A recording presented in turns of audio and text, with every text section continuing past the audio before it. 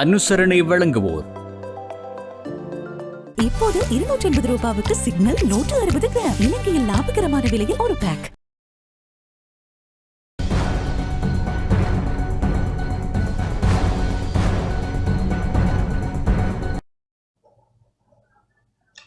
வணக்கம். டான் தமிழொலியின் இரவு நேர பிரதான செய்தி அறிக்கையோடு இணைந்திருக்கும் நான் ஜெகநாதன் சஜித். முதலில் தலைப்புச் செய்திகள்.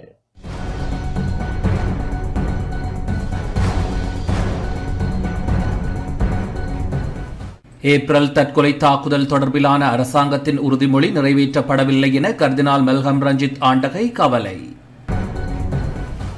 ஆசிரியர் நியமன நெருக்கடி குறித்து நாளை பிரதமருடன் கலந்துரையாட உள்ளதாக ஆசிரியர் சங்கம் தகவல்.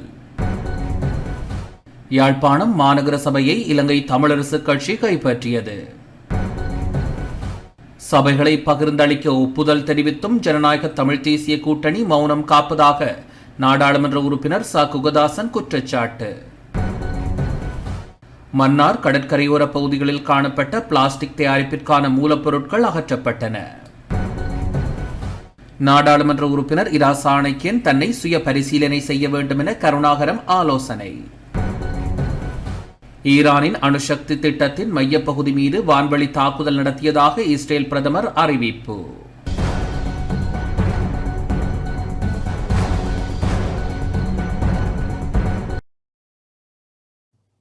தொடர்வது முதன்மை செய்தி.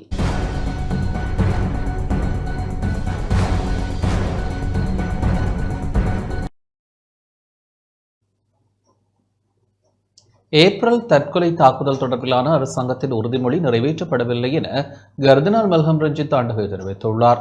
ஏப்ரல் 21 தாக்குதலுடன் தொடர்புடைய விசாரணை தொடர்பில் தேசிய மக்கள் சக்தி தலைமையிலான அரசாங்கம் வழங்கிய உறுதிமொழி இன்னும் நிறைவேற்றப்படாதுள்ளதாக கர்தினால் மெல்கம் ரஞ்சித் ஆண்டகை தெரிவித்துள்ளார்.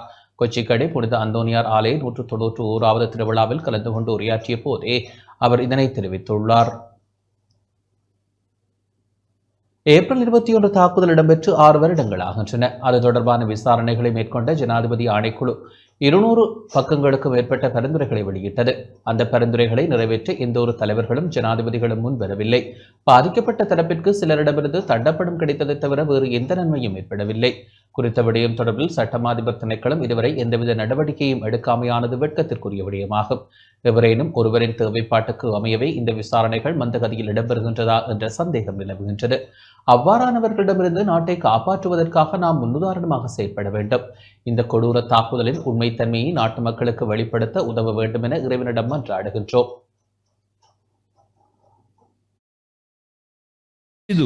නිත්‍යානුකූල හෝ විනයානුකූල ක්‍රියාමාර්ගයක් ගෙන ඇති බවක් දකින්නට නොමැති බව සඳහන් කරන්නේ බලවත්ම කනගාටුවෙන්.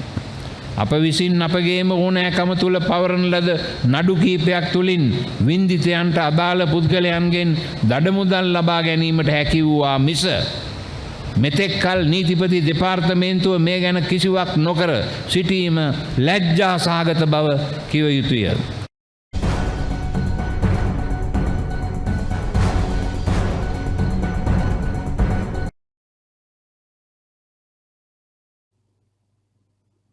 ஆசிரியர் நியமன நெருக்கடி குறித்து பிரதமருடன் நாளை கலந்துரையாட உள்ளதாக ஆசிரியர் சங்கத்தின் செயலாளர் ஜோசப் ஸ்டாலின் தெரிவித்துள்ளார்.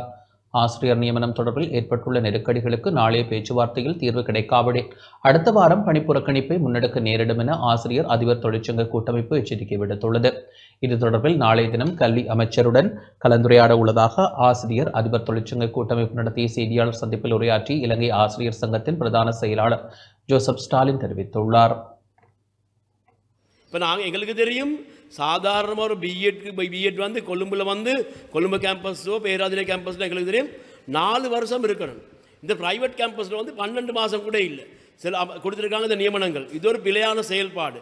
இந்த செயல்பாடு நாங்கள் வன்மையாக கண்டிக்கிறோம். இந்த அரசாங்கம் இலவச கல்வியை பாதுகாக்கிறதுக்கான வந்த அரசாங்கம், இலவச கல்வியை வந்து முன்னுக்கு கொண்டு போகிற அரசாங்கம், அந்த அரசாங்கத்துக்குள்ளே பிரைவேட் கேம்பஸ்களில் முறையில்லாத மாதிரி நியமனம் பெற்றவங்களுக்கு ஆசிரியர் நியமனம் வழங்குறது நாங்கள் வன்மையாக கண்டிக்கிறோம். அதனால நாங்கள் எதிர்பார்க்குறோம் இதுக்கு எதிராக என்ன செயல்பாடு போகிறதுக்கு. நாளை தினம் எங்களுக்கு கல்வி அமைச்சர் வந்து எங்களுக்கு ஒரு பேச்சுவார்த்தைக்கு அழைச்சிருக்குது. நாங்கள் எதிர்பார்க்குறோம் இதில் எங்களோட கோரிக்கைகளை முன்வைக்கிறதுக்கு.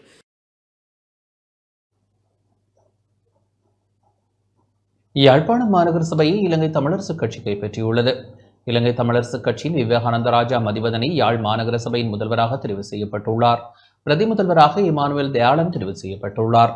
யாழ் மாநகர சபையின் முதல்வரை தெரிவு செய்வதற்கான வாக்கெடுப்பு யாழ் மாநகர சபை சபா மண்டபத்தில் வடக்கு மாகாண உள்ளூராட்சி ஆணையாளர் தேவந்தினி பாபு தலைமையில் இடம்பெற்றது. இதன்போது முதல்வர் மற்றும் பிரதி முதல்வர் ஆகியோர் தெரிவு செய்யப்பட்டனர். 45 உறுப்பினர்களை கொண்ட யாழ் மாநகர சபைக்காக இடம்பெற்ற முடிந்த உள்ளூராட்சி சபை தேர்தலில் இலங்கை தமிழரசுக் கட்சி 13 ஆசனங்களையும், அகில இலங்கை தமிழ் காங்கிரஸ் 12 ஆசனங்களையும், தேசிய மக்கள் சக்தி 10 ஆசனங்களையும், ஈழமக்கள் ஜனநாயக கட்சி மற்றும் ஜனநாயக தமிழ் தேசிய கூட்டணி ஆகியன தலா 4 ஆசனங்களையும், ஐக்கிய மக்கள் சக்தி மற்றும் ஐக்கிய தேசிய கட்சி ஆகியன தலா 1 ஆசனத்தையும் பெற்றிருந்தன. இதன்படி இலங்கை தமிழரசுக் கட்சியின் முதல்வர் வேட்பாளராக விவேகானந்த ராசா மதிவதனியும், அகில இலங்கை தமிழ் காங்கிரஸ் கட்சியின் முதல்வர் வேட்பாளராக கனகையா ஸ்ரீ கிருஷ்ணகுமார் ஆகியோரும் போட்டியிட்டனர். வாக்கெடுப்பில் விவேகானந்த ராஜா மதிவதனி 19 வாக்குகளையும், கனகையா ஸ்ரீ கிருஷ்ணகுமார் 16 வாக்குகளையும் பெற்றிருந்தனர். வாக்கெடுப்பில் தேசிய மக்கள் சக்தியின் 10 உறுப்பினர்களும் நடுநிலை வகித்தனர். இந்நிலையில் இலங்கை தமிழரசுக் கட்சியின் சார்பில் முதல்வர் பதவிக்கு பரிந்துரைக்கப்பட்ட விவேகானந்த ராஜா மதிவதனி வெற்றி பெற்றதுடன் பிரதி முதல்வராக இமானுவேல் தயாளன் தெரிவானார். இலங்கை தமிழரசுக் கட்சியின் முதல்வர் வேட்பாளருக்கு ஈழமக்கள் ஜனநாயக கட்சி, ஐக்கிய மக்கள் சக்தி, ஐக்கிய தேசிய கட்சி ஆகியன ஆதரவு வழங்கியிருந்தமை குறிப்பிடத்தக்கது. யாழ்ப்பாணம் மாநகர சபையின் முதல்வர் தெரிவில் ஒற்றையாட்சியை ஆதரிக்கும் தரப்புகள் ஓரணியில் நின்று மாநகர சபையை கைப்பற்றியுள்ளதாக தமிழ் தேசிய பேரவையின் மாநகர சபை உறுப்பினர் இ சதீஷ் குற்றம் சாட்டியுள்ளார். மாநகர முதல்வர் தெரிவு தொடர்பில் எமது செய்திப் பிரிவிற்கு கருத்து தெரிவிக்கும் போதே அவர் இவ்வாறு குறிப்பிட்டார். மாநகர முதல்வர் வேட்பாளர் தெரிவில் தமிழ் தேசிய கட்சிகள், அதாவது தமிழ் தேசிய ஒற்றையாட்சியை எதிர்க்கும் கட்சிகள் ஒரு தரப்பாகவும், ஒற்றையாட்சி ஆதரிக்கும் தரப்புகள் ஒரு தரப்பாகவும் இந்த மேயர் தெரிவில் பங்கு பெற்றிருக்கிறார்கள். இந்த தேர்தலில் தமிழரசு கட்சியின் மேயர் வேட்பாளரை சஜித் பிரேமதாசாவின் கட்சி, ரணில் கட்சி, இபிடிபி கட்சி ஆகியன சேர்ந்து ஆதரித்துள்ளன. ஜேவிபி கட்சி, அதாவது என்பிபி கட்சி இதற்கு ஒரு ஆதரவை வழங்கி இருக்கிறார்கள். ஒருவர் ஆதரவாக வாக்களிக்கும் நிலைப்பாட்டை எடுத்து 9 பேர் வாக்களிக்காத நிலைப்பாட்டை எடுத்தார்கள்.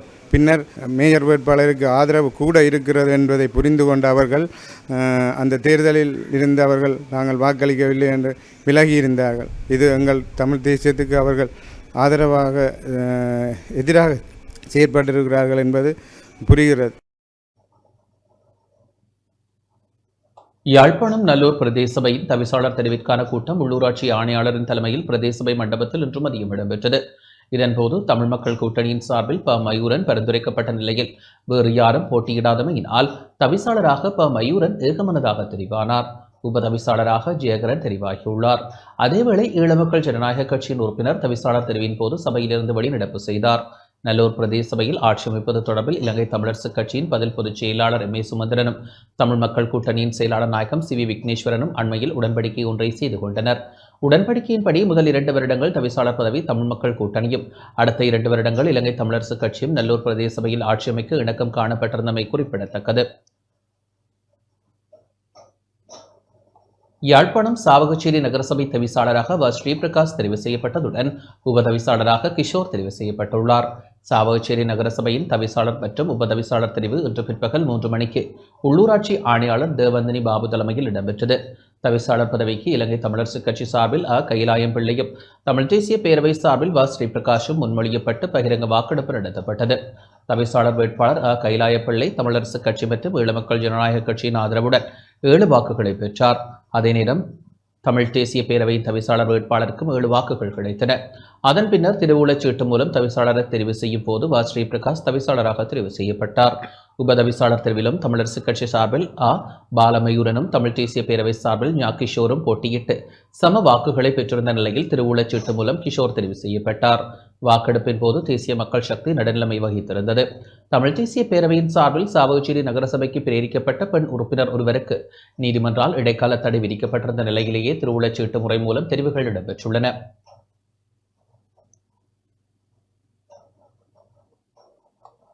மட்டக்களப்பு கோரளைப்பற்று வாழைச்சேனை பிரதேச சபையின் தவிசாளராக இலங்கை தமிழரசுக் கட்சியைச் சேர்ந்த சுந்தரலிங்கம் சுதாகரன் தெரிவு செய்யப்பட்டுள்ளார். இன்று காலை கிழக்கு மாகாண உள்ளூராட்சி ஆணையாளர் முகமது அஸ்மி தலைமையில் தவிசாளர் மற்றும் பிரதி தவிசாளர் தெரிவு இடம்பெற்றது. தவிசாளர் தெரிவின் போது தமிழரசுக் கட்சி சார்பில் சுந்தரலிங்கம் சுதாகரனும், கிழக்கு தமிழர் கூட்டமைப்பு சார்பில் தனபால் நிர்மலனும் முன்மொழியப்பட்டனர்.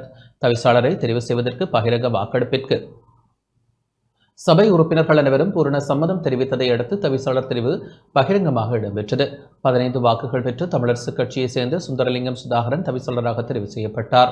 ஸ்ரீலங்கா முஸ்லிம் காங்கிரஸ் மற்றும் ஜனநாயக தமிழ் தேசிய கூட்டணி ஆகியனவும் தமிழரசுக் கட்சிக்கு ஆதரவளித்திருந்தன.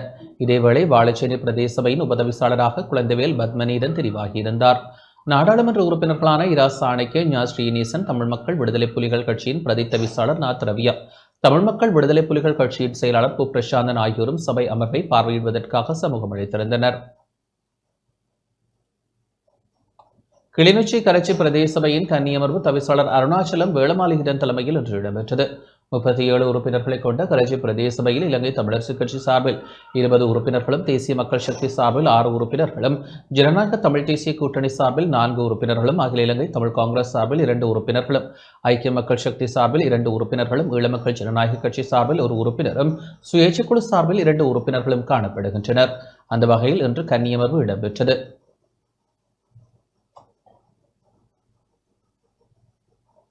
கண்டி மாவட்டம் உடுதும்புர பிரதேச சபையின் அதிகாரத்தையும் தவிசாளர் பதவியையும் ஐக்கிய மக்கள் சக்தி தலைமையிலான எதிர்க்கட்சி தம்பசப்படுத்தியுள்ளது. இன்றைய தினம் உடுதும்புர பிரதேச சபை தவிசாளரை தேர்ந்தெடுப்பதற்கான தேர்தல் இடம்பெற்றது. இதன்போது பெரும்பான்மை ஆதரவை பெற்ற ஐக்கிய மக்கள் சக்தி தலைமையிலான எதிர்க்கட்சி ஆட்சியை கைப்பற்றியதுடன் உடுதும்புர பிரதேச சபையின் தவிசாளராக அஜித் விபுல பண்டார தெரிவு செய்யப்பட்டுள்ளார்.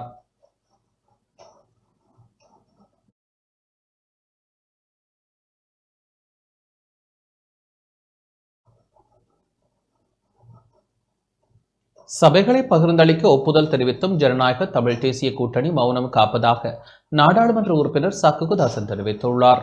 திருகோணமலையில் உள்ளூராட்சி சபைகளில் ஆட்சி அதிகாரங்களை பகிர்ந்தளிக்க ஒப்புதல் தெரிவித்த போதும் ஜனநாயக தமிழ் தேசிய கூட்டணியிடமிருந்து சரியான சமிக்ஞை இதுவரை கிடைக்கப்பெறவில்லை என நாடாளுமன்ற உறுப்பினர் சண்முகம் குகதாசன் தெரிவித்துள்ளார். திருகோணமலையில் இன்று ஊடகங்களுக்கு கருத்து தெரிவித்த போதே அவர் இதனை குறிப்பிட்டார்.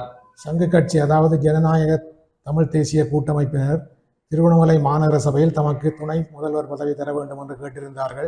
தரலாம் என்று கூறியிருந்தோம். பட்டணஞ்சூழல் பிரதேச சபையில் 2 ஆண்டுகளுக்கு தவிசாளர் பதவி தர வேண்டும் என கேட்டிருந்தார்கள். தரலாம் என்று கூறியிருந்தோம். மூதூர் பிரதேச சபையில் 2 ஆண்டுகளுக்கு துணை தவிசாளர் பதவி தர வேண்டும் என்று கேட்டிருந்தார்கள். அதுவும் தரலாம் என்று கூறியிருந்தோம். மேற்படி விடயங்களை இறுதியாக ஜூன் 5ஆம் தேதி நாடாளுமன்றத்தில் வைத்து மாண்புமிகு செல்வம் அடைக்கல் நான் அவர்களிடமும் கூறியிருந்தேன். அவர் என்னை ஜூன் 8ஆம் தேதி திருவண்ணாமலையில் சந்திப்பதாக கூறியிருந்தார். இன்னும் சந்திக்கவில்லை. வேலைப்பாடு காரணமாக இருக்கலாம் என்று நம்புகின்றேன். சந்திப்பார் எனவும் நம்புகின்றேன்.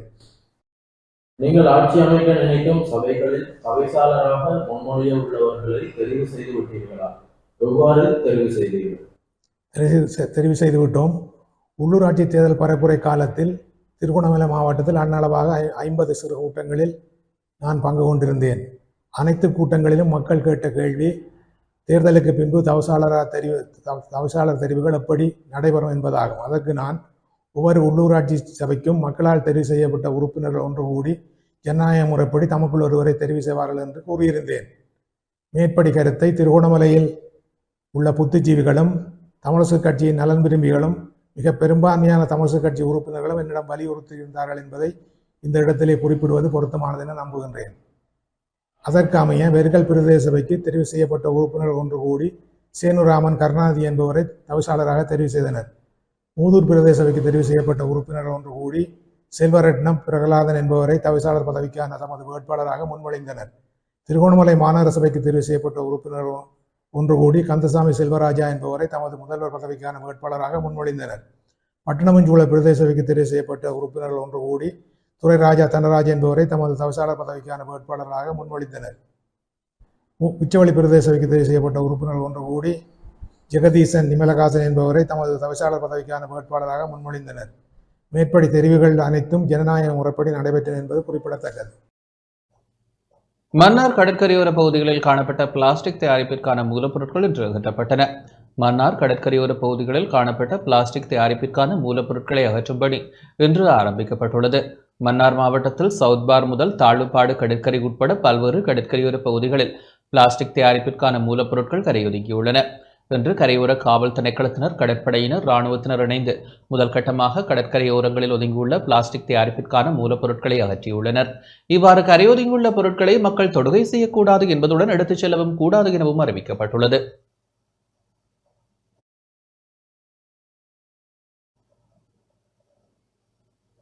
இதேவேளை இந்து சமுத்திரத்தின் கேரளா பகுதியில் விபத்திற்குள்ளான கப்பலில் காணப்பட்ட பிளாஸ்டிக் தயாரிப்பு மூலப்பொருட்கள் மன்னார் கடற்கரையோர பகுதிகளில் கரையொதுங்கி வருவதனால் அவற்றை மக்கள் சேகரிக்காது விழிப்புடன் செயற்பட வேண்டும் எனவும் உடலில் பாதிப்புகள் ஏற்படுவதை தவிர்க்க வேண்டும் எனவும் மன்னார் மாவட்ட அரசாங்க அதிபர் க கனகேஸ்வரன் தெரிவித்துள்ளார். இன்று மாலை மன்னார் மாவட்ட செயலகத்தில் ஊடக சந்திப்பை நடத்திய வேளை இவ்வாறு குறிப்பிட்டார். இந்து சமுத்திரத்தின் கேரள பகுதியிலே விபத்துக்குள்ளான MSC LSA 3 என்ற கப்பலானது 25/5/2025 அன்று விபத்துக்குள்ளானது. அதில் உள்ள பிளாஸ்டிக் பொருட்கள் மற்றும் கொள்கலன்கள் இந்து சமுத்திரத்தில் தற்பொழுது வீசுகின்ற தென்மேல் பருவப்பேச்சு காற்றின் தாக்கம் காரணமாக மன்னாரிலே சவுத் பார்க், கீரி, தாழ்வுப்பாடு, நடுக்குடா, பழைய பாலம், ராமர் மணல்திட்டு, வங்காள போன்ற பகுதிகளிலே ஒதுங்கி வருவதை அவதானிக்கக்கூடியதாக இருக்கிறது.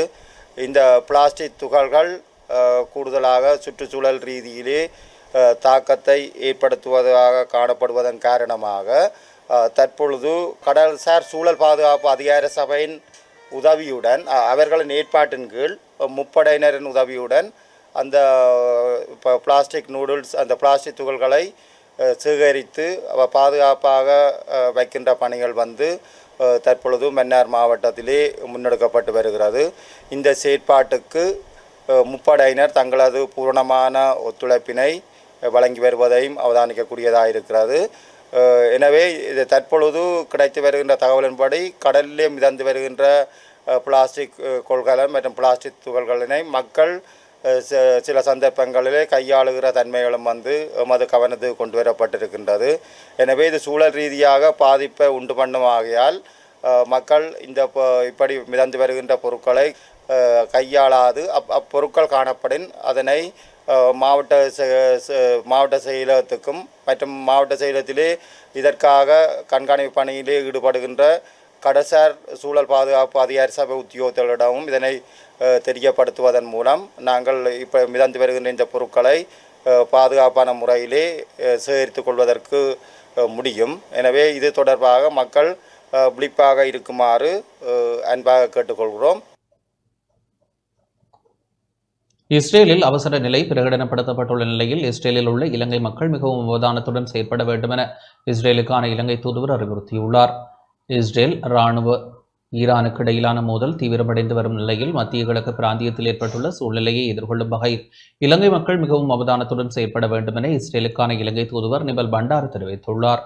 இஸ்ரேல் செல்லவிருக்கும் இலங்கையர்கள் தங்களின் பயணங்களை தாமதப்படுத்துவது சிறந்தது எனவும் அவர் குறிப்பிட்டார். இஸ்ரேல் முழுவதும் அவசர காலநிலை பிரகடனப்படுத்தப்பட்டுள்ளது. இதன் காரணமாக இஸ்ரேல் மற்றும் ஈரான் வான்வழிகள் முற்றாக மூடப்பட்டுள்ளன. எனவே இஸ்ரேலில் உள்ள இலங்கையர்கள் உணவு மற்றும் மருந்து உள்ளிட்ட அத்தியாவசிய பொருட்களை அருகில் வைத்திருக்க வேண்டும் எனவும் அவதானத்துடன் செயற்பட வேண்டும் எனவும் கூறியுள்ளார். மத்திய கிழக்கில் வான்வழி மூடல்கள் காரணமாக ஐரோப்பாவிற்கு செல்லும் மற்றும் புறப்படும் விமானங்கள் மாற்று வழியில் திருப்பி அனுப்பப்படுவதாக ஸ்ரீலங்கா ஏர்லைன்ஸ் நிறுவனம் தெரிவித்துள்ளது. எரிபொருள் நிரப்புவதற்காக ஜூஎல் 504 ரக விமானம் டோஹாவிற்கும் ஜூஎல் 501 ரக விமானம் மற்றும் ஒரு இடத்திற்கு திருப்பி அனுப்பப்பட்டுள்ளது. இதன் காரணமாக தாமதங்கள் ஏற்படக்கூடும் என எதிர்பார்க்கப்படுகின்றது. தேவை ஏற்படின் 1979 அல்லது 1094 117777 1979 என்ற இலக்கங்களுக்கு அழைக்கவும். இல்லையெனில் 1094744444 1979 என்ற வாட்ஸ்அப் இலக்கத்திற்கோ தொடர்பு கொள்ளுமாறு அறிவிக்கப்பட்டுள்ளது.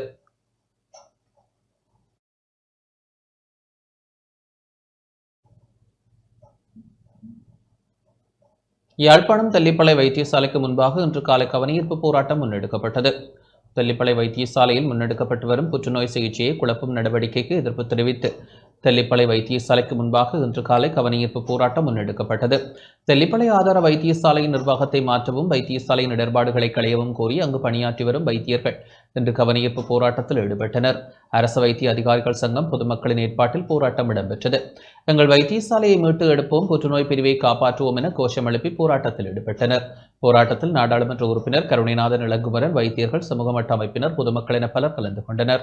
இதன்போது தெல்லிப்பளை புற்றுநோய் வைத்தியசாலை தொடர்பாக ஜனாதிபதிக்கான மகஜர் ஒன்று யாழ் மாவட்ட நாடாளுமன்ற உறுப்பினர் க இளங்குமரனிடம் கையளிக்கப்பட்டது.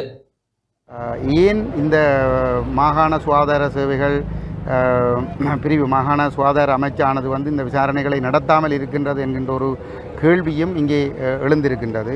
கடந்த காலங்களிலே வேறு வைத்தியசாலைகள் தொடர்பாகவும் இந்த மாகாண சுகாதார அமைச்சுக்கு பல்வேறுபட்ட கோரிக்கைகள் கொடுக்கப்பட்ட போதும் அந்த விடயங்களிலே அந்த தரப்புகள் உரிய அக்கறை காட்டாமல் இருந்ததனால் பல்வேறுபட்ட விமர்சனங்கள் பிரச்சனைகள் உருவாகி இருக்கின்றது. அவ்வாறான நிலைமையில் இங்கே வைத்தியசாலையிலே வந்து கடமையாற்றுகின்ற வைத்தியர்கள் அசௌகரியங்களை சந்திக்கின்ற வகையிலே, தாதியர்கள் அசௌகரியங்களை சந்திக்கின்ற வகையில் நிர்வாகம் உரிய முறையிலே செயற்படவில்லை என்ற ஒரு குற்றச்சாட்டு இருக்கின்ற பொழுது வந்து அந்த குற்றச்சாட்டுகள் தொடர்பாக விசாரணைகளை மேற்கொண்டு நடவடிக்கைகளை எடுக்க வேண்டிய மாகாண சுகாதார அமைச்சு உடனடியாக அது தொடர்பான நடவடிக்கைகளை எடுக்க வேண்டும் என்பதை இந்த இடத்திலே நாங்கள் கேட்டுக்கொள்ள விரும்புகின்றோம். எதிர்காலத்தில் இவ்வாறான சமூக ஊடகங்களில் போலியான கருத்துக்களை முன்வைப்பவர்களுக்கு எதிராக கடுமையான நடவடிக்கை எடுக்கணும். ஏனென்றால் விமர்சனம் என்பது தர்க்கரீதியாக இருக்கும். தனிநபரை தாக்குதல், இந்த தனிநபர் தாக்குதல் என்பது ஒரு போட்டித்தன்மையாகத்தான் எங்களுக்கு தெரிகிறது. அறிந்த வரைக்கும் ஒரு தனி முதன்மை போட்டித்தன்மையாக தான் இருக்கும். ஏனென்றால் இன்றைக்கு இந்த மருத்துவர் வெளிநாடுகளுக்கு சென்று கூட பல பணங்களை உழைக்கக்கூடிய வசதி இருந்தும் கூட இங்கே மக்களுக்கு சேவை செய்ய வேண்டும் என்று எண்ணப்போடு இருக்கும் ஒரு மருத்துவரை போலியான கருத்துக்களை பரப்புவதனூடாக மக்கள் மத்தியில் பிழையான கருத்துக்கள் கொண்டு செல்வது. இதற்கு எதிராக எதிர்காலத்தில் போலியான கருத்துக்களை முன்வைப்பவர்களுக்கு கடுமையான நடவடிக்கை எடுக்க வேண்டும். நோயாளர்களுக்கு தரமான இலவசமான சிகிச்சை பெறும் உரிமையை மறுக்கும் சட்டவிரோத செயல்களிலிருந்து பாதுகாத்து புற்றுநோய் புற்றுநோய் நோயாளர்களின் எதிர்காலத்தை பாதுகாப்பதற்காக நாங்கள் போராடி கொண்டிருக்கிறோம். அதற்காக எல்லாருடைய பங்களிப்பையும் கேட்டு வேண்டி நிற்கின்றோம். நிர்வாக தரப்பில் ஏற்படுகிற அழுத்தங்களை பற்றி நேரடியாக எனக்கு இது பற்றி தெரியாவிட்டாலும் பொதுவாக இந்த யூனிட் என்று சொல்லிக்கொண்டு இந்த யூனிட்டுக்கு எங்களோட வைத்திய நிபுணரையோ அல்லது அவரை ஹரஸ் பண்ணுவது கூட எங்கள் எல்லாரையும் ஹரஸ் பண்ணுவதற்கு தான் சமமானது. இது எங்களை மட்டுமில்லை, எங்களை பேஷண்ட் கேரை தான் பாதிக்குது. வைத்திய நிர்வாகின்ற வேலை, அதாவது வைத்திய நிபுணர் கன்சல்டன்ட் என்று சொல்கிற, அதாவது மெடிக்கல் கன்சல்டன்ஸிൻ്റെ அந்த நிபுணத்துவ சேவையை ஒரு சாதாரண நோயாளியை சென்று அடையிறதுக்குரிய வழிவகைகளை சிந்திக்கணும். இப்போ அதை சிந்திக்காமல் இருக்கிற சில வைத்திய நிர்வாகிகள் அதை சிறப்பாக செய்வினோம். சிலர் வந்து தன் வேலையை மட்டும் செய்வினோம், சில பேர் குழப்புவினோம். இப்போ நாங்கள் பார்த்ததில் வந்து இந்த 3வது ரகமாக இவர் இருக்கிறபடியால் எங்களுக்கு இதுக்கு மேலே இதை மக்களுக்கு தெரியப்படுத்தாமல் விட்டாலும் கொஞ்சம் காலத்தில் இந்த ஹாஸ்பிட்டல் கீழே போக இன்னொரு நாளைக்கு திரும்பவும் வைத்தியர்களை குறைய சொல்லிக்கொண்டு ஒரு நாளும் மக்கள் வந்துடக்கூடாது என்றதால் தான் நாங்கள் முதலே தெரியப்படுத்துகிறோம். கிளிநொச்சி பிரமந்தனாறு குளத்தின் கீழான வாய்க்கால் புனரமைப்பு பணி இன்று ஆரம்பித்து வைக்கப்பட்டுள்ளது. கிளிநொச்சி கண்டாவளி பிரதேச செயலக பிரிவில் உள்ள பிரமந்தனாறு குளத்தின் கீழான வாய்க்கால் புனரமைப்பு பணி இன்று ஆரம்பித்து வைக்கப்பட்டுள்ளது. தேசிய மக்கள் சக்தியின் யாழ்ப்பாண மாவட்ட நாடாளுமன்ற உறுப்பினர்களின் பன்முகப்படுத்தப்பட்ட நிதி ஒதுக்கீட்டின் கீழ் 3 மில்லியன் ரூபாய் செலவில் வாய்க்கால் புனரமைப்பு செய்யப்பட்டுள்ளது.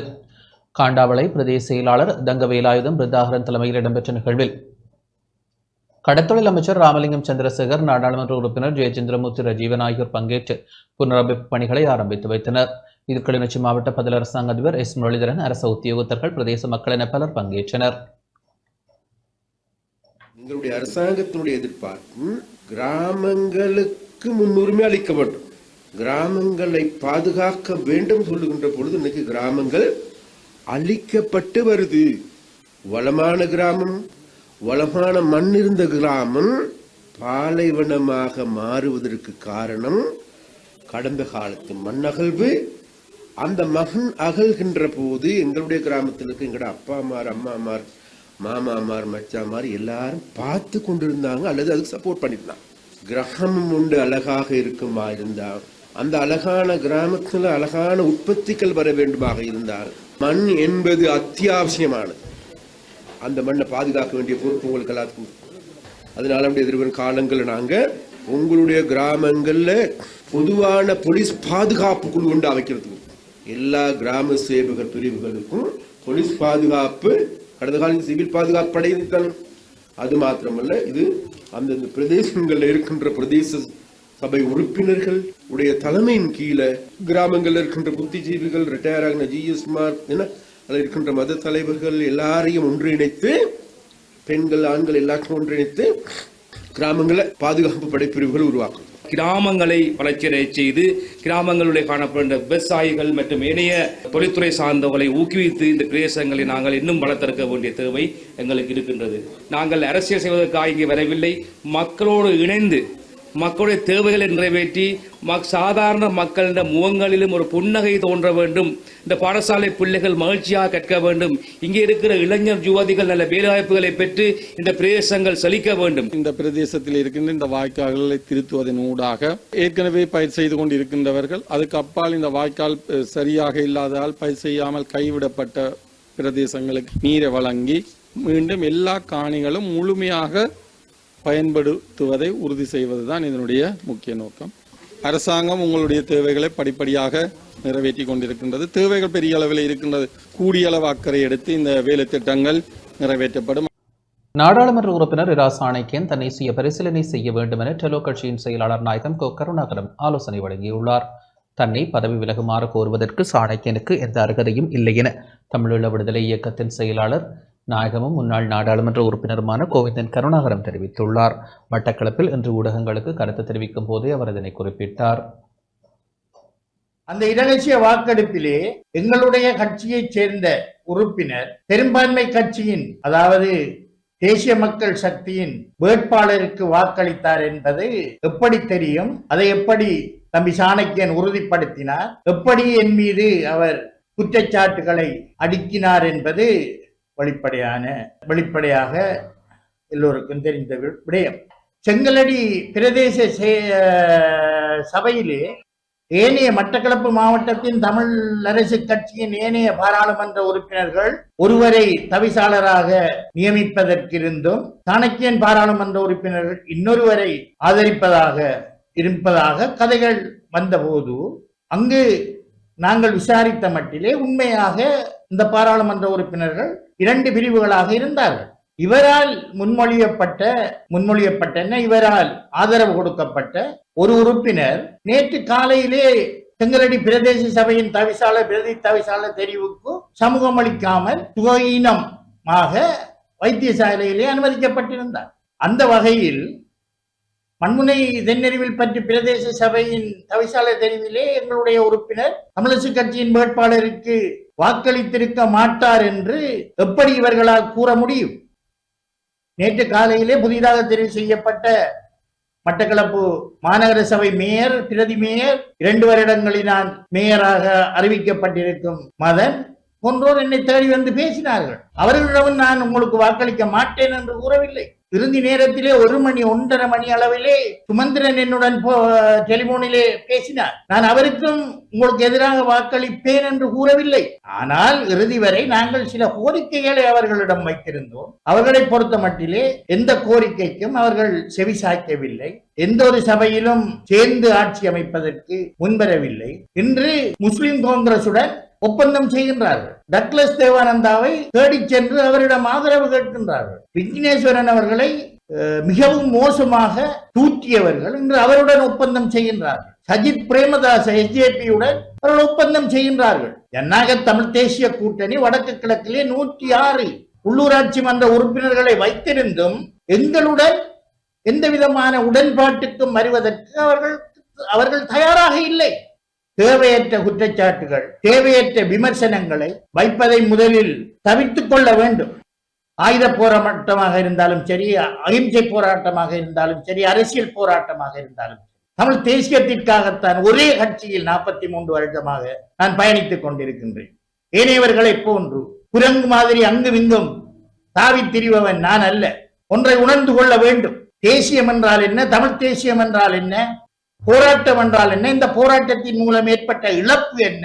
தமிழ் மக்களின் தேவை என்ன என்பதை நீங்கள் புரிந்து கொள்ள வேண்டும். வெறுமனே கதிரைக்கும் பதவிக்கும் ஆசைப்பட்டு ஏனையவர்களை தூற்றுவதையோ அல்லது விமர்சிப்பதையோ நீங்கள் உணர்ந்து கொள்ள வேண்டும். உங்களை நீங்கள் சுய பரிசோதனை செய்து கொள்ள வேண்டும். திருவோணமலை மூதூரில் காட்டு யானைகளின் தொல்லை அதிகரித்து வருகின்றது. திருவோணமலை மூதூர் பிரதேச செயலாளர் பிரிவில் உள்ள நல்லூர் கிராமத்திற்குள் இன்று அதிகாலை உட்புகுந்த காட்டு யானைகள் வீடொன்றை சேதப்படுத்தியுள்ளதோடு வீட்டில் காணப்பட்ட நிலக்கடலையினையும் உண்டுள்ளன. அத்தோடு பயன்தரு வாழை மரங்களையும் காட்டு யானைகள் அளித்துள்ளன. தமது கிராமத்தில் மின்சார இணைப்பு இல்லை எனவும் காட்டு யானைகளின் அட்டகாசத்தால் இரவு வேளைகளில் வீட்டில் அச்சத்துடனே உறங்குவதாகவும் கிராமவாசிகள் கவலை வெளியிட்டுள்ளனர். பல்வேறு கஷ்டங்களுக்கு மத்தியில் கட்டிய வீட்டை யானை சேதப்படுத்தியுள்ளதாக பாதிக்கப்பட்ட வீட்டு உரிமையாளர் குறிப்பிட்டார். தமக்கு அரசாங்கம் நஷ்ட ஈடு தராவிட்டாலும் யானை கிராமத்திற்குள் உள்நுழையாத வகையில் யானை பாதுகாப்பு வேலி அமைத்து தருமாறு மூதூர் நல்லூர் கிராம மக்கள் கோரிக்கை விடுத்துள்ளமை குறிப்பிடத்தக்கது. இரவு யானை 3:30 போல யானை எங்களோட மாமிட வீடு தான். இதுக்கு முதல்ல நம்ம வீட்டுக்கு வீட்டுக்குள்ளே கையோட்டியா வீடெல்லாம் அப்படி உடைக்கல. வளவுக்கு பயிரை தான் திண்டுக்கு போயிட்டு ராவு எங்களோட மாமிட வீடு தான், பக்கத்து வீடு தான். வீட்டில் ஆம்பளை இல்லை, வேலைக்கு போய்த்தாங்க தொழிலுக்கு. நாங்கள் கஷ்டப்பட்டார்கள். நாங்கள் இதை தோட்டப்பயிரை செய்கிறதுக்கு தான் நாங்களும் இവിടുത്തെ இருக்கோம். வீடு வாசல்லாம் நொறுக்கி போட்டு எல்லாம் உடைச்சி எல்லாம் திண்டு பயிரெல்லாம் திண்டு அடிச்சு போட்டு இதை நாங்கள் எங்கள் ஆட்டை போய் சொல்கிற ஆட்டை முறையிட்டு எங்களுக்கு தெரியாது. நாங்கள் படிப்பு இது வசதி அது இல்லாதாக்கள் நாங்கள் அண்டை கண்டாடு தொழிற்சி கஷ்டப்பட்டு சாப்பிட்றார்கள். அப்போ இந்த வீடு வாசல்லாம் உடைச்சிருக்கு. இதெல்லாம் ஆறு நீங்கள் இதெல்லாம் பார்த்து நீங்கள் ஆறு எங்களுக்கு நஷ்டம் தரார்கள். நீங்கள் அதை விட வீடு கட்டி எங்களுக்கு தாரதை விட சார் நீங்கள் எங்களுக்கு ஒரு கரண்ட் யானை வேலியை போட்டு தரதே உங்களுக்கு பெரிய உங்களுக்கு நன்மையாக போகும் சார். உங்களுக்கு காலையில் கும்பிட்றோன்னு ஒரு தெய்வம் உங்களுக்கு சாகும் வர மட்டும் அது மறக்க முடியாத ஒரு இதாக போகும். நீங்கள் எப்படி பெரிய உதவியாக இருக்கும். ஒரு கரண்ட் வேலியை மட்டும் கொண்டு போட்டுத்தாங்க சார். எங்களுக்கு கரண்ட் மட்டும் இழுத்தாங்க. எங்களுக்கு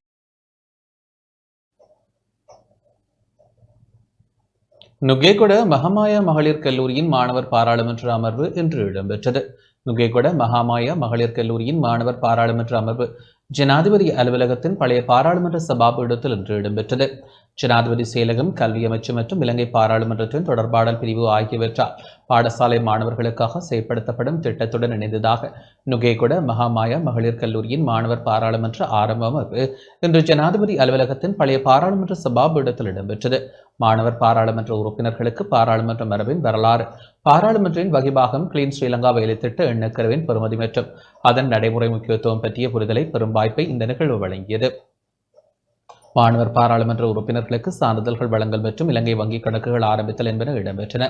இந்த நிகழ்வில் ஜனாதிபதி அலுவலகத்தின் சட்டப்பணிப்பாளர் நாயகம் JM விஜயபண்டார, நாடாளுமன்ற குழுக்களின் பிரதி தவிசாளர், நாடாளுமன்ற உறுப்பினர் ஹேமாலி வீரசேகர, பாராளுமன்றத்தின் சட்டவாக்கல் சேவைகள் மற்றும் தொடர்பாடல் பணிப்பாளர் ஜெயலத் பிரேரா, பாராளுமன்றத்தின் நிர்வாக உதவி பணிப்பாளர் காஞ்சன ஹேரத் மற்றும் நுகேகொட மகாமாயா மகளிர் கல்லூரியின் அதிபர் மற்றும் ஆசிரியர்கள், பெற்றோர்கள் உள்ளிட்ட பலர் பங்கேற்றனர்.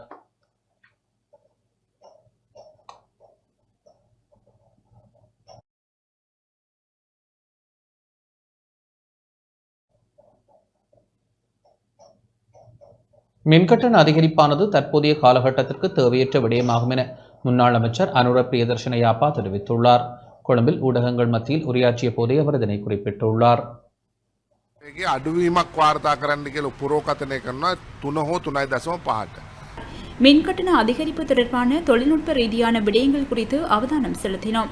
தற்போதைய காலகட்டத்திற்கு இத்தகைய மின்கட்டண அதிகரிப்பு தேவையற்றது என எங்களது தொழில்நுட்ப குழுவினர் அறிய தந்துள்ளனர். முறையற்ற மின்கட்டண அதிகரிப்பை செலுத்த வேண்டிய நிலைக்கு பொதுமக்கள் தள்ளப்பட்டுள்ளனர். இந்த அரசாங்கத்தின் பொருளாதார கொள்கை என்னவென்பது புரியாத புதிராக இருக்கின்றது. எந்த பொருளாதார திட்டத்தை அரசாங்கம் மேற்கொள்கின்றது என்ற சந்தேகம் நிலவுகின்றது. இந்த நாடு மீண்டும் எதிர்கொள்ளப் போகின்ற பொருளாதார நெருக்கடியில் எவ்வாறு மீளப் போகின்றது என்ற சந்தேகம் நிலவுகின்றது. கடந்த வருட பொருளாதார வளர்ச்சியுடன் ஒப்பிட்டு பார்க்கும் இந்த விடயம் நன்கு புலப்படுகின்றது. මම කල්පනා කරන්නේ ඊටත් පහළයයි කියලා. ආර්ථික වෘද්ධියක් ඇති නොවෙනකොට ඒ ආර්ථික ක්‍රමය ගෙනියන ආකාරය පිළිබඳ අපිට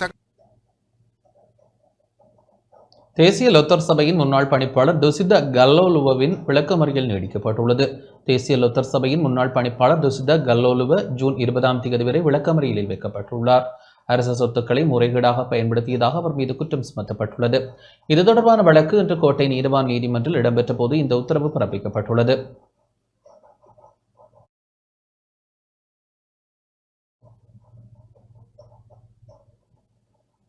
யாழ்ப்பாணம் சம்பியன்பெற்ற மீனவர்களிடையே இன்று முரண்பாடு ஏற்பட்டது.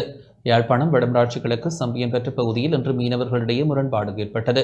சம்பியன்பெற்ற பகுதியில் உளவு இயந்திரம் பாவித்து கரைவலை தொழில் செய்வதற்கு தடை விதிக்கப்பட்டது. அதனை மீறி சிலர் உளவு இயந்திரம் பாவித்து கரைவலை தொழில் செய்து வந்தனர். இன்று நண்பகல் 12 மணியளவில் கடற்தொழிலாளர் சங்க உறுப்பினர்கள் தம்மை அடையாளப்படுத்திக் கொண்டு மதுபோதையில் தடிகளுடன் கரைவலை வாடிகளுக்கு சென்ற கும்பல் அங்கிருந்த மீனவர்கள் மீது தாக்குதல் நடத்தியது. இதில் காயமடைந்த மீனவர் ஒருவர் மருதங்கணி வைத்தியசாலையில் அனுமதிக்கப்பட்டு மேலதிக சிகிச்சைக்காக பருத்தித்துறை ஆதார வைத்தியசாலைக்கு மாற்றப்பட்டுள்ளார். இந்நிலையில் மருதங்கணி போலீசார் மேலதிக விசாரணைகளை மேற்கொண்டு வருகின்றனர்.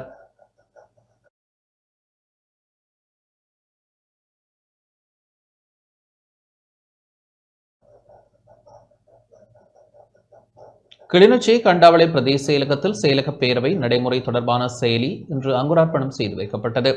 கிளிநொச்சி கண்டாவளை பிரதேச செயலகத்தின் மக்களுக்கான சேவையை இலகுவாக வழங்கும் வகையில் நடைமுறைப்படுத்தும் செயலக சேவை தொடர்பான செயலியை அங்குரார்ப்பணம் செய்யும் நிகழ்வு இன்று காலை இடம்பெற்றது. கண்டாவளை பிரதேச செயலாளர் த பிருந்தாகரன் தலைமையில் நிகழ்வு இடம்பெற்றது.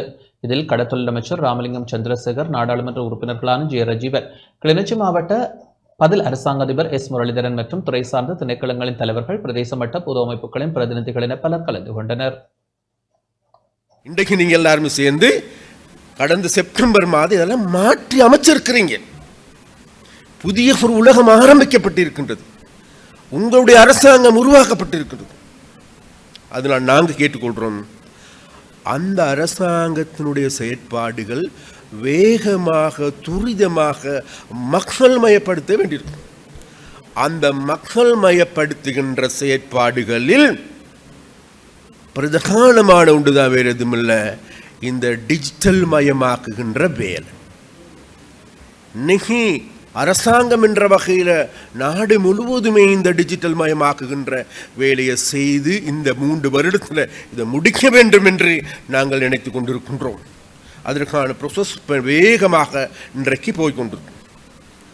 நாளைக்கு நம்மளோட ஐடென்டி கார்டு காட்டினா போதும், அதிலிருந்து எல்லா தகவல்களும் எல்லா வேலைகளையும் செய்து கொள்ளக்கூடிய அவர் யார், எவர், எப்படியாப்பட்டவர் என்பது என அப்படி அப்படி அப்படி தேவை இருக்குது இன்னைக்கு. அப்போ அந்த அந்த அந்த தொழில்நுட்பத்தை நோக்கி நாங்கள் ஓடணும், போகணும்.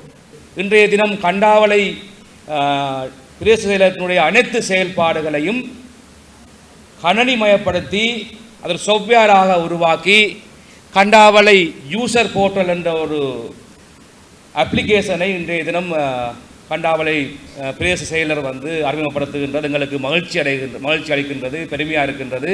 அரசு அலுவலகங்களுக்கு செல்கின்ற பொழுது தங்களுக்கான சேவைகள் சரியாக கிடைப்பதில்லை என்பது தொடர்பாக மக்கள் தங்களுடைய அதிருப்திகளை வெளியிட்டு வருகின்றார்கள்.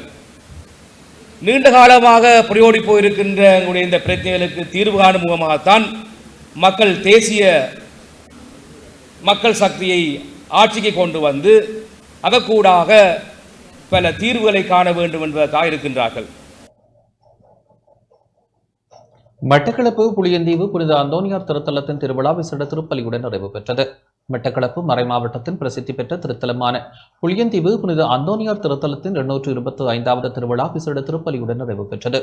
மட்டக்களப்பு மறைமாவட்ட நிதி பொறுப்பாளர் அருட்பணி ஸ்டான்சிலோஸ் அடிகளார் தலைமையில் இன்றைய கூட்டு திருப்பலி இடம்பெற்றது.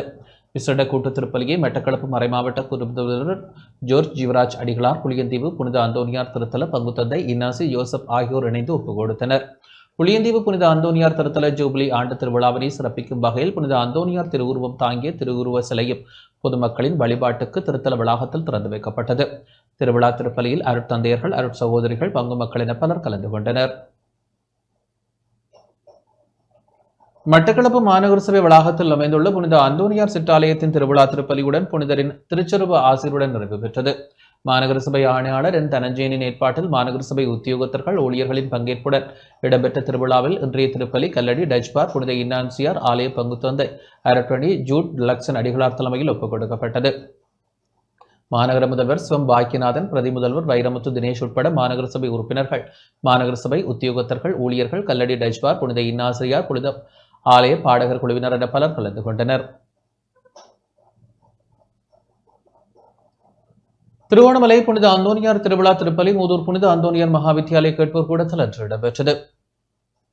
திருவோணமலை மறைமாவட்ட ஆயர் கிராந்தி கிறிஸ்டியன் நோயல் இமானுவேல் திருப்பலியை ஒப்புக் கொடுத்தார்.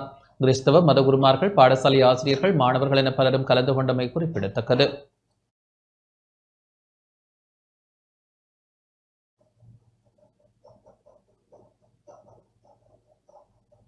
திருவோணமலை குச்சவெளி பொன்மலைக்குடா பகுதியில் ஜனாசா நல்லடக்கத்திற்கு பௌத்த பிக்கு ஒருவர் இடையூறு விளைவித்ததால் குழப்பம் ஏற்பட்டது.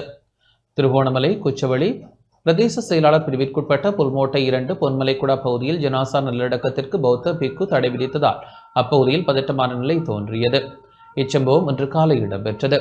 புல்மோட்டை போலீஸ் பிரிவிற்குட்பட்ட பொன்மலைக்குடா பகுதியில் இன்று காலை ஆணொருவர் சுகீனமுற்று மரணமாகியிருந்த நிலையில் குறித்த ஜனாசாவை நல்லடக்கம் செய்வதற்கு மயானத்திற்கென ஒதுக்கப்பட்டுள்ள பகுதிக்கு எடுத்து செல்லப்பட்டது. இதன்போது ஜனாசா அடக்கத்திற்கு எதிராக புல்மோட்டை அரிசிமலை விகாரையின் விகாராதிபதியினால் போலீஸ் நிலையத்தில் முறைப்பாடு ஒன்று மேற்கொள்ளப்பட்டுள்ளதாகவும் அதன் அடிப்படையில் குறித்த ஜனாசா நல்லடக்கத்தினை நிறுத்தக் கோரியும் புல்மோட்டை போலீஸ் நிலைய அதிகாரிகள் தெரிவித்ததால் அப்பகுதியில் குழப்ப நிலை ஏற்பட்டது. இதனையடுத்து பிரதியமைச்சர் அருண் ஹேமச்சந்திராவின் கவனத்திற்கு இவ்விடயம் கொண்டு செல்லப்பட்டது. அதனையடுத்து அவ்விடத்திற்கு வந்த பிரதேச செயலாளரின் தலையீட்டினால் ஜனாசா நல்லடக்கம் செய்யப்பட்டது.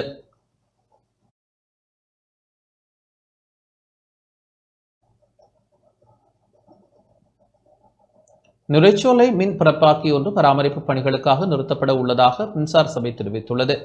நுரைச்சோலை 3வது மின் பரப்பாக்கி இன்று நள்ளிரவு முதல் பராமரிப்பு பணிகளுக்காக நிறுத்தப்படும் என மின்சார சபை தெரிவித்துள்ளது. இந்த பராமரிப்பு பணிகள் 25 நாட்களுக்கு இடம்பெறும் எனவும் இதனால் தேசிய மின் கட்டமைப்பிற்கு 300 மெகாவாட் மின்சாரம் இழக்கப்படும் எனவும் மின்சார சபை தெரிவித்துள்ளது.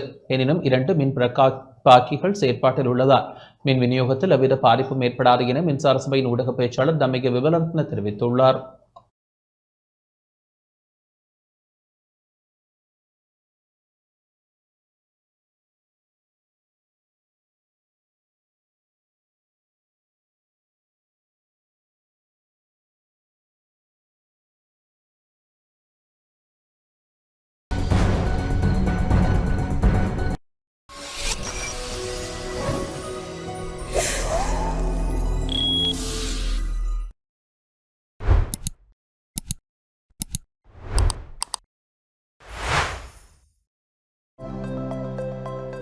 அனுசரணை வழங்கியோர் இப்போது 250 ரூபாவுக்கு சிக்னல் 160 கிராம். இலங்கையில் லாபகரமான விலையில் ஒரு பேக்.